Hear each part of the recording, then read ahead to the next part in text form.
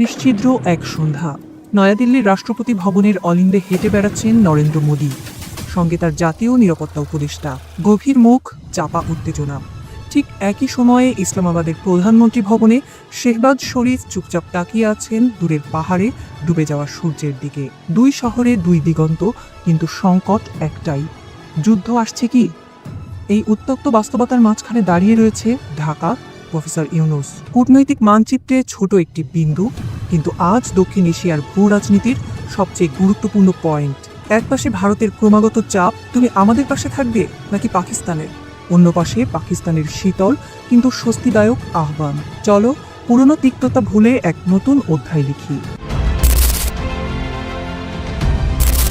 2025 সালের এই পর্যায়ে এসে বাংলাদেশের পররাষ্ট্রনীতি আর নিরপেক্ষ নয়, বরং নির্ণায়ক। শেখ হাসিনার পতনের পর যারা ভেবেছিল ঢাকা আবার দিল্লির ছায়ায় ফিরবে, তারা চমকে গেছে। কারণ নতুন সরকারের মেড ইন ঢাকা ব্র্যান্ড চালু করে দিয়েছে এক নতুন ধরনের পররাষ্ট্রনীতি, যেখানে ভারত, চীন, পাকিস্তান, এমনকি রাশিয়ার সঙ্গেও সমান দূরত্ব আর সমান ঘনিষ্ঠতার এক কৌশলগত খেলা শুরু হয়েছে। বেইজিংয়ের সঙ্গে সামরিক প্রশিক্ষণ চুক্তি, তুরস্কের সঙ্গে ড্রোন প্রযুক্তি বিনিময় আর ইরানের সঙ্গে চট্টগ্রাম বন্দরের নতুন ডেভেলপমেন্ট প্রজেক্ট, সব মিলে বাংলাদেশ নিজেকে এক স্ট্র্যাটেজিক প্লেয়ার হিসেবে প্রতিষ্ঠা করতে চাইছে। কিন্তু এই মুহূর্তে সবচেয়ে স্পর্শকাতর বিষয় পাকিস্তান।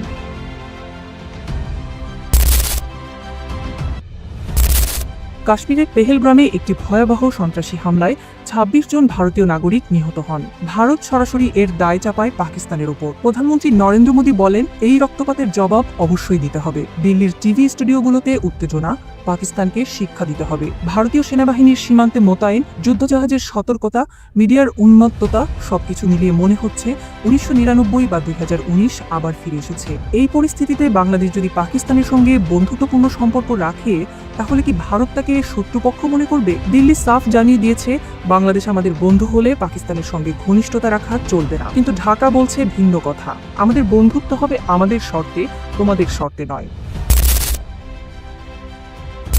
দ্য হিন্দু, ডন ও বিবিসি এর প্রতিবেদনে দেখা যাচ্ছে, ভারত পাকিস্তান যুদ্ধ হলে দক্ষিণ এশিয়ার সবচেয়ে কঠিন কূটনৈতিক সিদ্ধান্ত নিতে হবে বাংলাদেশকে। নিরপেক্ষ বিশ্লেষকরা বলছেন, বাংলাদেশ যদি নিরপেক্ষ থাকে তবু ভারত তা সন্দেহের চোখে দেখবে, কিন্তু পাকিস্তানের সঙ্গে সামান্য ঘনিষ্ঠতাও ভারতকে অস্থির করে তুলবে। দ্য হিন্দু মন্তব্য করেছে, বাংলাদেশ এখন কেবল ভারত পাকিস্তানের মাঝে নয়, বরং চীন ও যুক্তরাষ্ট্রের মধ্যকার কৌশলগত ভারসাম্যেরও কেন্দ্রবিন্দু। অন্যদিকে এশিয়া টাইম লিখছে, ঢাকা এখন দক্ষিণ এশিয়ার সম্ভাব্য পিস ব্রোকার, কিন্তু যে কোনো ভুল সিদ্ধান্তে সে নিজেই সংঘর্ষের কেন্দ্রে পরিণত হতে পারে।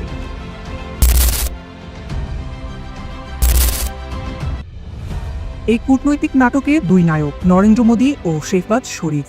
মোদী চায় দক্ষিণ এশিয়ায় একমুখী নেতৃত্ব, যেখানে ছোট দেশগুলো শুধু অনুসরণ করবে। শেহবাজ চাইছেন এক ভারসাম্যমূলক ব্যবস্থাপনা, যেখানে ভারতের আধিপত্যকে চ্যালেঞ্জ জানিয়ে পাকিস্তানও হবে সমান অংশীদার।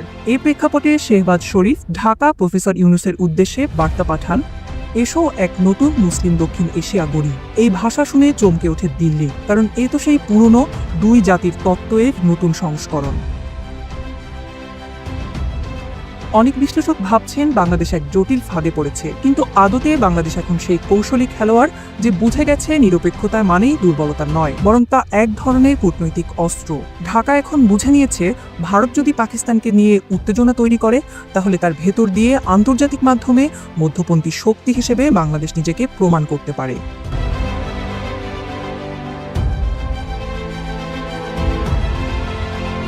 ঢাকা যে শুধু পাকিস্তানের দিকে ঝুঁকছে তা নয়, বরং পুরো বৈশ্বিক ব্লকের মধ্যে এক ভারসাম্য তৈরি করছে। চীনের সাথে সামরিক প্রশিক্ষণ এবং ড্রোন প্রযুক্তির চুক্তি, তুরস্কের সঙ্গে প্রতিরক্ষা সহযোগিতা, এমনকি রাশিয়ার কাছ থেকে জ্বালানি আমদানির আলোচনা, সব মিলিয়ে বাংলাদেশ তার পররাষ্ট্রনীতিতে এক বহুমুখী বাস্তবতার জন্ম দিয়েছে। ভারতের কাছে এই বহুমুখিতা মানেই নিয়ন্ত্রণ হারানোর আতঙ্ক। একসময়কার ছোট ভাই এখন পরিণত হয়েছে কৌশলগত প্রতিদ্বন্দ্বীতে।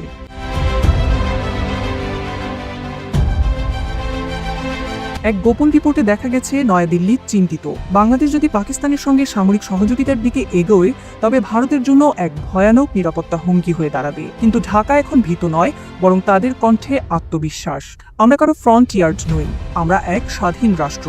আন্তর্জাতিক মিডিয়া যেমন আল জাজিরা বা রয়টার্স বলছে, ঢাকা এখন দক্ষিণ এশিয়ার কিংমেকার হিসেবে আবির্ভূত হচ্ছে। এই অবস্থান কি ধরে রাখতে পারবে বাংলাদেশ, নাকি দিল্লির ক্রোধের সামনে নতি স্বীকার করবে? এই প্রশ্নের উত্তর হয়তো এখনই পাওয়া যাবে না, কিন্তু যখন একদিকে মোদি যুদ্ধের প্রস্তুতি নিচ্ছেন আর অন্যদিকে শেহবাজ ঢাকাকে নিয়ে নতুন আঞ্চলিক গাঁটছড়া গড়ার চেষ্টা করছেন, তখন পরিষ্কার পরবর্তী নাটকের কেন্দ্রবিন্দু ঢাকাই।